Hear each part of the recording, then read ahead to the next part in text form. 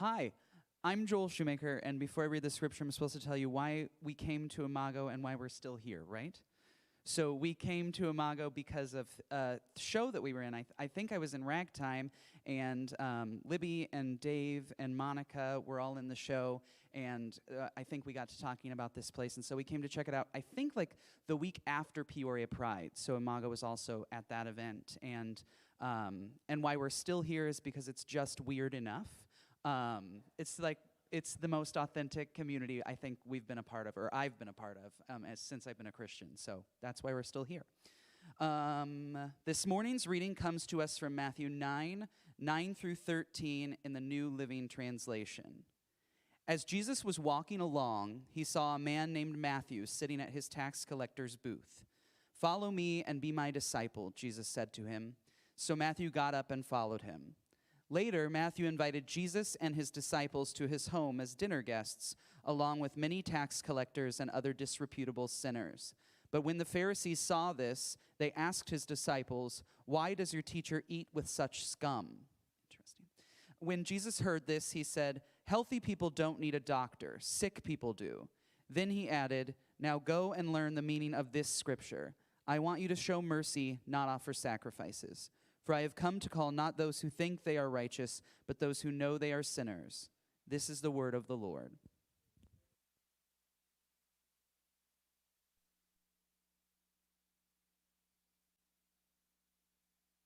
Good morning, Imago. It's neat to see your faces here. It's also really interesting to see, for those who don't know online, it's interesting to see the mix of people who were a part of Imago before the pandemic and all the people in the room who joined us during the pandemic. It's actually kind of a very even, interesting mix. So it's going to be fun when folks online get to come back in person, and we all get to sort of mesh and meet each other in this kind of interesting way all at the same time. A lot of times, a lot of churches have a bunch of new people come, like, trickling in all throughout the year, but it's going to be like all these new people at one time meeting all the people who were here before. And I'm excited to see, like, we could do maybe like a speed dating thing where we all sit around tables and move and talk to each other. I don't know. It could be kind of cool. I'm thinking about ways that we can all get to know each other, because it's also just weird, awkward, and hard to do it during social distancing services, right? But it's kind of neat to see all come together. So one of the things we do at Imago is to have a discussion, and when we're in person, sometimes those can get really lively. And so if anyone online heard the discussion this morning and wants to comment or share their thoughts on the text, that's great. We'd love to engage that and share that with folks in person. But also, if you're here in person this morning, and I forgot I'm supposed to take this off because I sound like I'm swimming with stingrays. So if you're in person and you have any thoughts about this morning's text, we'd love to hear it. And we kind of discuss back and forth. One of the things of the ethos of Imago is our discussion is not a space for argument, right? So if somebody says something that you're like, "I don't agree with that," and like, "I'm going to tell you why I think you're wrong," that's not really what we do. You can just say, "Hey, I view it this way," or "I think about it this way." That's kind of the spirit of what we try to be here. Of having a generous orthodoxy requires us to be both generous listeners and generous sharers. And so if you want someone to be generous in the way they hear what you share, then we should also extend the same thing in the ways that we share as well, right? And so one of the ways that we really try hard to be here at Imago, which is, it's difficult and it can be hard at times, is to not be on the defense, but to be in the offense. So to be able to try to share our beliefs in a way that doesn't say, some people believe this and I just can't believe they believe that. Instead, just, this is what I believe, right? And instead of having to explain our beliefs always in retrospect of what we didn't believe. And that can be helpful in certain cases and in certain seasons of our life. That's really helpful as we're trying to make sense of what did I believe, what do I believe now? But the hope and desire is always that we can get to the point where maybe if we change our beliefs, that we can get to the point where we can say, well, that may work for someone else still, but this is where I'm at, and that's okay that it works for them still.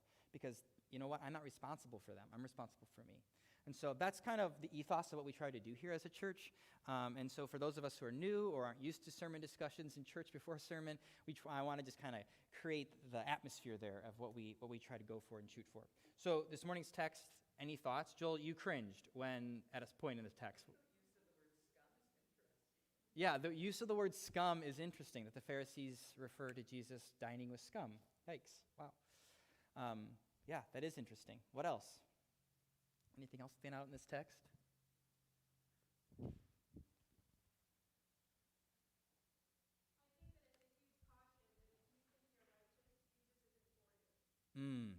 It's a huge caution that if Jesus thinks you're righteous, if you think you're righteous, Jesus isn't for you, Vicky says. Yeah. Wow.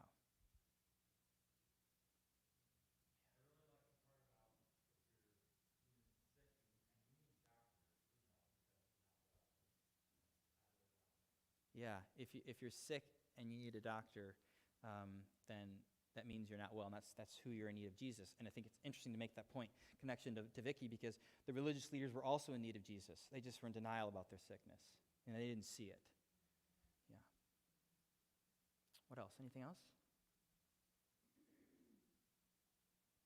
Well, I haven't stood and preached in over a year, so when I stand and preach, I pace because I grew up in the Pentecostal Charismatic Church, so I'm all the way over here and here. But of those of you at home, you'd only hear my voice if I do that. So I'm going to try really hard to just stay in place this morning, which is one of the reasons why I sit, because I'm used to pacing. But this morning's text, I think, is interesting on many fronts, because I think that you could look at the text and you can see, I think, the ways that each person, as they encounter one another, are changed and transformed. When I think about encountering people on our journey that change and transform us, I think most specifically about my high school counselor, my high school counselor.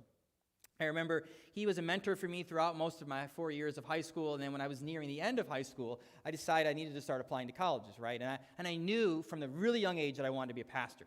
And I had been told you should apply at Moody Bible Institute in Chicago, which was just an hour from where I grew up.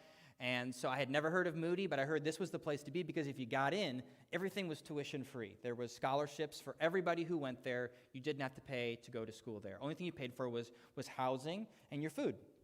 And so I thought, well, that's the place to go because I didn't grow up in a very wealthy family. And to be honest with you, I didn't get the most amazing grades. So there was no long scholarship for me. I didn't participate in sports and all the clubs. I just ran the Bible club. Not a lot of scholarships available to me with that.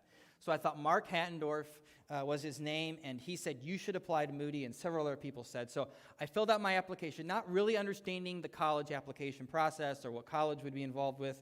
I just didn't know. I wasn't many in my family who'd ever been to college. And I filled out the application, got the letter in the mail that I had been accepted, which of course I'm ecstatic, right?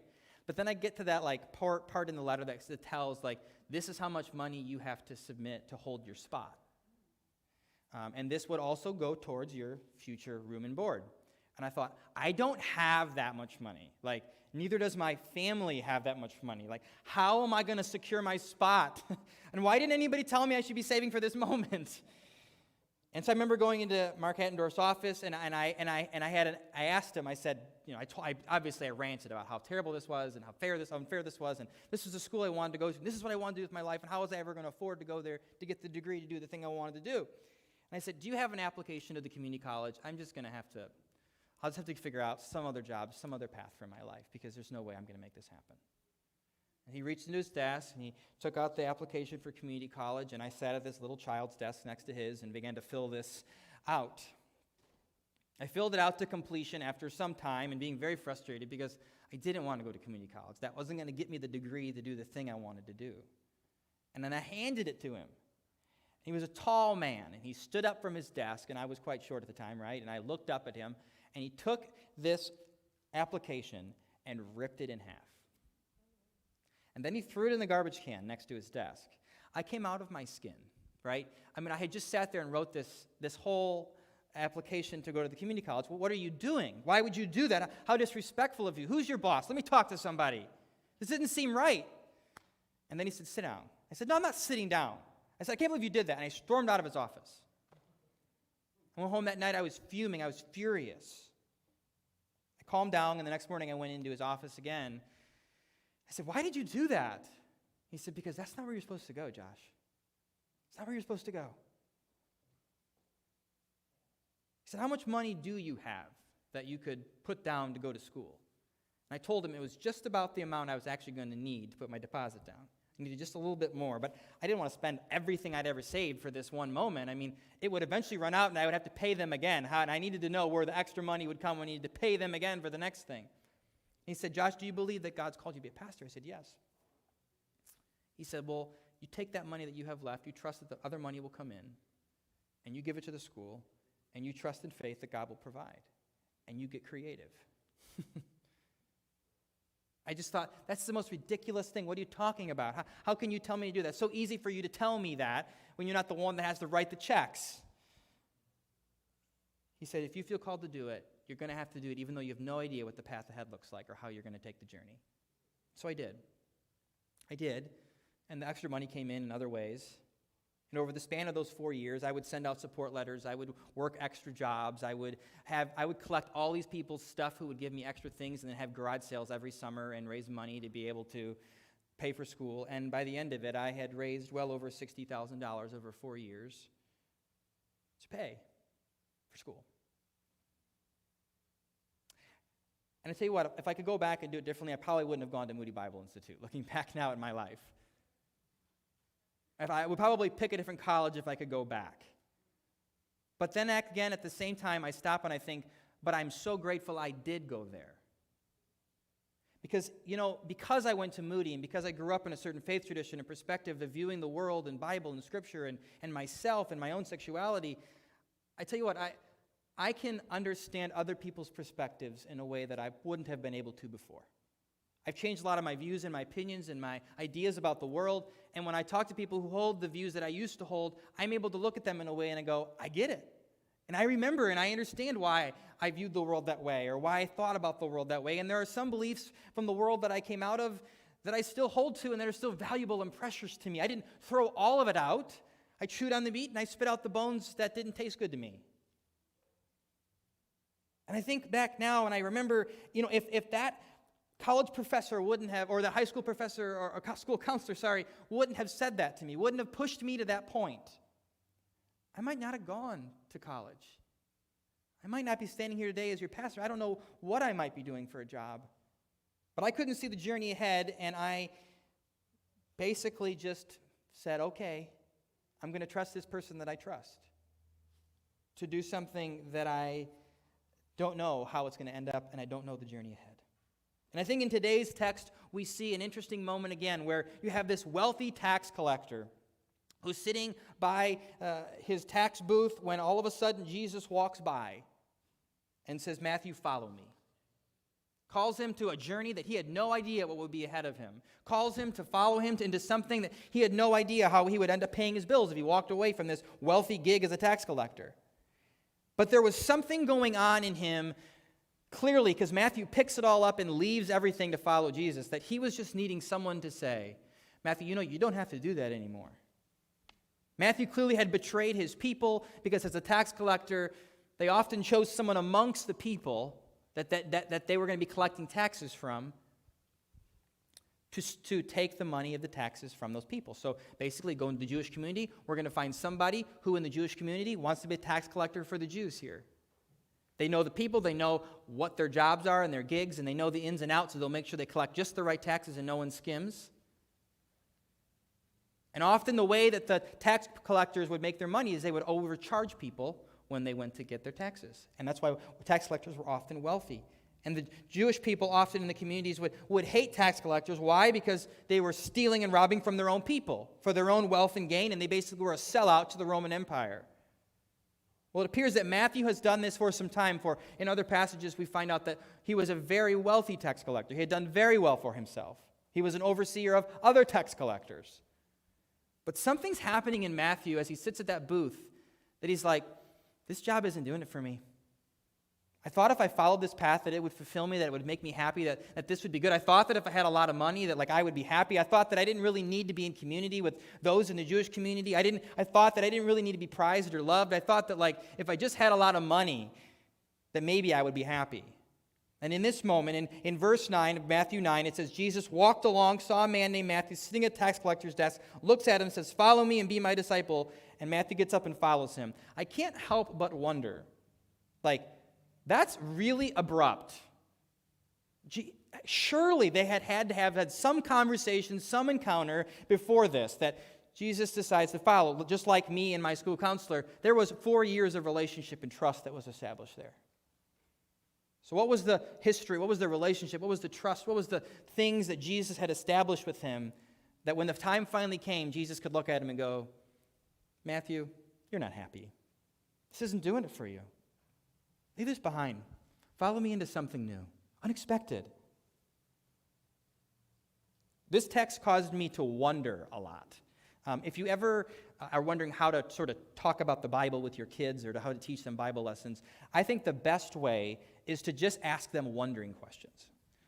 Growing up, I was always told, this story means this, and that's why God told this story and that story. And perhaps there's a time and a place for that in one's journey, but I wonder if asking a child a wondering question is to them, reading them a Bible story and asking, what do you think? I wonder what that means. Or I wonder why Matthew followed him. What do you think? And let the child answer. Or I wonder, you fill in the blank. Let the child wonder. Let their imagination expand. Let them see the text in a unique way. And I think that's not even just beautiful for children, but it's beautiful for me because I did it in the text as an adult this week.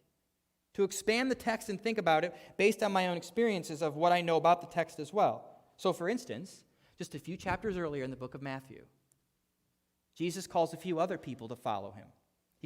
He calls 4 different disciples to follow him right near the Sea of Galilee. And I pulled up a map and I tried to figure out, okay, well, where was all this at? So he calls these 4 other disciples who were fishermen to follow him. And then he calls a tax collector who actually lives in the same city where they would have brought the fish into the port.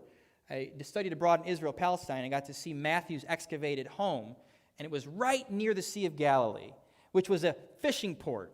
There's a huge fishing port town. Everything in that town in Capernaum was dominated by fish. That's where all the ships came in that they'd been out fishing. They would sell at the market, and they would also get taxed there at the market when they came into the port. It's very likely that these 4 disciples that come into the port with all of this fish were taxed by Matthew. And it's very likely that he all of a sudden was like, where are these 4 guys who I used to tax every day after they came in with their fish? Where did they go? They're following that guy Jesus. They're following that guy Jesus, the one that I've heard also a few chapters prior in this text. He's going all around this town healing people throughout the last couple of weeks. And so surely Matthew would have heard that. I bet Matthew's curiosity was piqued. How did these guys just leave their whole job behind and follow Jesus? And so he, in this moment, who knows, I wonder what conversations or things Matthew saw beforehand decided, okay, I'm going to leave my job. I'm going to follow Jesus. I don't know. It leaves me wondering. But what I do wonder even more about is how bold of a move that was. Because quite frankly, in all honesty, the fishermen, if it didn't work out with Jesus, they could just jump back in the boat and go fish, get some fish again and go back to their old job. Which, guess what? After Jesus dies and they're like, is he coming back? They're in a boat catching fish. And they see him out on the lakeshore saying, hey, come on in. They did go back to their job after Jesus died. But Matthew, I don't think the Roman government's probably going to be as kind when he says, hey, so the thing with Jesus didn't work out. Can I get my tax collector job back? No, you left us. You betrayed the empire. Matthew can't go back as easily, yet he leaves it all, and he follows Jesus. I find myself with so many wondering questions when I hear this story. Verse 10 in this story, as it continues, is later Matthew invited Jesus and his disciples into his home. So he didn't give up everything, right? He has his house still. When it says he gave up everything, which Matthew does not say that in this story. Matthew doesn't tell us that he gave up everything. The other gospel writers in the other gospels tell us that. Matthew's quite humble here. He doesn't say I gave it up at all. He just says I followed him. I'm going to tell you right now, if I gave up everything to follow Jesus, I'd be putting it in the story when I wrote about it. But Matthew doesn't. Matthew's humble. He leaves it out. But the other disciples in the other Gospels tell us that Matthew left everything to follow Jesus. When it says everything, though, it seems more likely that he left his livelihood behind. He still has his home, and so he invites Jesus into his home with some other scum or disreputable sinners, as it is referenced in the passage today. And they're dining together in this unexpected encounter that they have. I think it's kind of interesting, and I wonder for a moment how jarred Matthew was that Jesus would even talk to him. I mean, we see in this story, right, that the religious leaders had nothing to do with people like Matthew, with people who were tax collectors. Yet this religious person, this day, decides to talk to Matthew. It was an unexpected counter that he would have never seen coming, going, you're kind of a different religious person. The Pharisees and the Sadducees would never even look at me or dine with me or talk to me. Why are you talking to me today? And furthermore, why are you inviting me to be your friend? The scriptures tell us that Jesus was a friend of sinners. Meaning, that wasn't that Jesus think about that. Jesus was a friend of sinners, meaning they called Jesus their friend. And Jesus called them his friend. But how many people would have likely ever said that looked at the Pharisees and said, oh yeah, that's my friend. I feel loved and accepted by them. They wouldn't have. But on this day, an unexpected counter takes an unexpected turn for Matthew's life on a journey he has no idea where it will head him. Slat's tool says maybe the wilderness place that Matthew finds himself in this season of his life is not a place of loneliness, but a place of unexpected connection. What joys are we missing out on when we write off other people and those we meet? Matthew could have been like, no, I've had bad experiences with Pharisees and religious people. I'm not following you. People like you have treated me like crap my whole life. I'm not doing it. Jesus could have looked at Matthew and said, you're too high risk. If I talk to you, the people that I'm in with that are supposed to really accept me, there's no way they will. But both of them don't take that posture. Both of them with open hearts embrace each other, and it takes them on an unexpected journey. And it takes Matthew, it seems, out of a life that was so unsatisfying into a life that would be so satisfying and more than he could ever even ask, thought, or imagined. Tax collectors were often hated, not by the Jewish community, or I should say by religious leaders, not just because they were swindlers and stole from people, but it was particularly because they did not follow Jewish customs. It was because they worked on the Sabbath, which was unacceptable. They were considered unclean, and they also associated with Gentiles, and Jews who associated with Gentiles, that was a no-go. Don't be around them, you'll be unclean. And so they weren't unclean just because they were tax collectors. They weren't disassociated with just because they were tax collectors. There's nothing in Scripture that says if you're a tax collector, you can't go to church or a synagogue. It doesn't say that. It's because of the practices of one who is living as a tax collector. Verse 12, it says, as we wrap up this story, it says, when Jesus heard this, he said, healthy people don't need a doctor, sick people do. Then he added, now go, learn the meaning of this Scripture. And he quotes from the book of Isaiah, which the religious leaders would have known very well. They would have memorized all these texts. I want you to show mercy, not offer sacrifices. For I have come to call not those who are sick, but those who are not to call those who are sick or think they are righteous, but those who are sinners. Those who are sinners. Dr. King says, there is some good in the worst of us and some evil in the best of us. When we discover this, we are less prone to hate our enemies. The problem here, they were both sick. Just the religious leaders didn't think there was anything wrong with them. Think about this for a moment. We often do this, right? We divide people up by those who are woke, those who are ignorant, those who are liberal, those who are conservative. Who knows where the people and the moderates in the middle, which quite frankly are a lot of us, ever sit, because there's all these extremes and we divide people up. But these are the people I'll talk to. These are the people I won't. These are the people I'll associate with. These are the people I won't. These are the people's opinions I respect. These are the people's opinions I won't respect. We often divide people up. And I on my vacation last week, last week? Not this week, but the week before, right? Yes. It's all blurred. It was good. I was reading a book that a few years ago I would have never read because there were things in that book that I didn't agree with. But this last week I read a book by an author on my vacation that there were things I agree with and there were things I disagree with. I chewed on the meat and I spit out the bones. Because I've learned to realize that there are things that people I agree with and disagree with still have and hold that are beautiful and good I can learn things from. Because reality is there are things I believe today that perhaps I won't believe in 5 years from now. And I'm going to want the same mercy that Jesus talks about in this passage for the Pharisees to extend. We divide people up so often as those who are good and those who are bad, those who are in, those who are out. And I think it's quite interesting to think that even Matthew in this very moment, the only people he could even invite, or the people he did invite to his dinner party was who? Other tax collectors and disreputable sinners. No one else was in his inner circle. Just those who looked and understood and were safe. When Ronald Reagan was shot, it was kind of interesting that when he was brought in his limo to the hospital, before he got out, he said, I don't want any help going into the hospital. Let me get out of this limo, button my coat up, and I will walk in because all the cameras are watching. And with that, he got out of his limo, buttoned his coat, straightened up his back with a shot wound, and walked into the hospital, and 30 seconds later collapsed in the entrance there. For some reason, Ronald Reagan in this moment thought that he needed to appear strong and like he had it all together and like there was no weakness. Perhaps it was for the strength of the nation and the fear of our enemies. Nonetheless, he was a human guy who got shot. I would hope that the world would look at him and go, "You're sick. That's okay. You're human. You bleed when you're shot." I think the point of all of this, as we think about it for a moment, is that I think for many of us, we have at times when we are like the religious elite, when we don't want to show our scars or our wounds or our bleeding or our sick state. We don't want to show the things that are wrong with us or the mistakes that we've made. We'd like to look cozy and neat. I'm sorry, I'm wandering.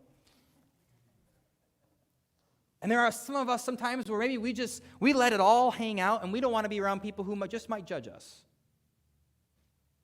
I think we could see ourselves on all sides of this. I think that the tax collectors, they were guilty of a sin that they were actively engaging with, right? To steal money from people. But Jesus in this text is trying to point out that the religious leaders, they are guilty of the sin of inaction. The sin of inaction, of seeing people in need and doing nothing. Throughout the book of Matthew, we see several stories told. One of the stories that we see told is a story of a man with a deformed hand. The religious leaders see Jesus with him. And they say, "Hey, this guy with a deformed hand, does the Sabbath allow you to heal him? Does the Sabbath law allow you to heal him on this special Sabbath day?" And Jesus, as Jesus does, he's the best politician ever. He's got the greatest answers.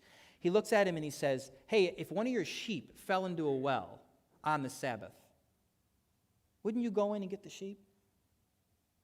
To which he knew that the religious leaders would have said, "Yes, absolutely." And then he says, how much more valuable is a person than a sheep? And with that, he heals the man's deformed hand.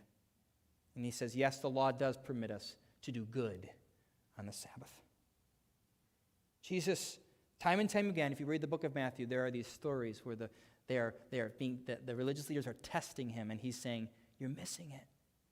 You are overlooking people. You may not be actively doing something that you think is sinful, but the fact that you're doing nothing while people around you are suffering, and you don't see the systemic problems and issues and struggles that folks have, and the desperate need people need to feel to be loved and included and seen, you are guilty of the sin of inaction. You also are sick. You just don't see it because it's not a thing you may be actively doing." Matthew is full of these moments. And I think it's easy for us sometimes to isolate ourselves, assuming that others are our enemies or at least would never be our friends. And sometimes I think it takes a wilderness encounter outside of our typical lives to break us out of our patterns, like I had with my school counselor, or like Jesus had with Matthew, or like in this moment Jesus is having with the disciples, calling them to see this person standing in front of them, to see how they were totally missing the point. As we land this plane this morning, I want to cause us to stop and to think and ask the question, where is it in our lives that God is inviting us perhaps to take a journey down a path that was unexpected or that we don't know where it will end? To talk with somebody or to engage something or to start a new adventure that perhaps we don't know and it doesn't add up and it doesn't make sense, but we're being called and invited into something that's unnerving. This last week I did the funeral for Bethany. And she had multiple friends coming and sharing stories about her life and how her life touched other people's lives and how she loved and lived well. And there was this one woman who came up with salt and pepper hair, and she began to share about how in her 50s she wanted to be a teacher so bad, but didn't want to go back to school, didn't think she could do it. And Bethany said, "You can do it. You would be a great teacher, and I'll help you. I'll be there for you all along the way." And as she was invited to go back to school, she did it. She said, if it wasn't for Bethany, I wouldn't have gone back to school in a second career and done something different. She said, now that my kids are all grown up, I'm so glad because this is something I can pour my energy to and give my life to. Bethany called her into something new and unknown that seemed scary and uncharted territory. And she said yes. Think about this week, Sue and Lewis Ingersoll, many of you know who they are. They picked up everything on Tuesday, as they often do, if you know Lewis and Sue, and they drove to El Paso, Texas. And they're working with immigrants who've been staying in Mexico and who've now finally reached legal immigration status. And they're the first base when immigration pulls up a van to this house that's housing about 100 people and lets all these folks off who finally reached legal immigration but have nothing in the U.S. and know nothing and know no one and have no funds.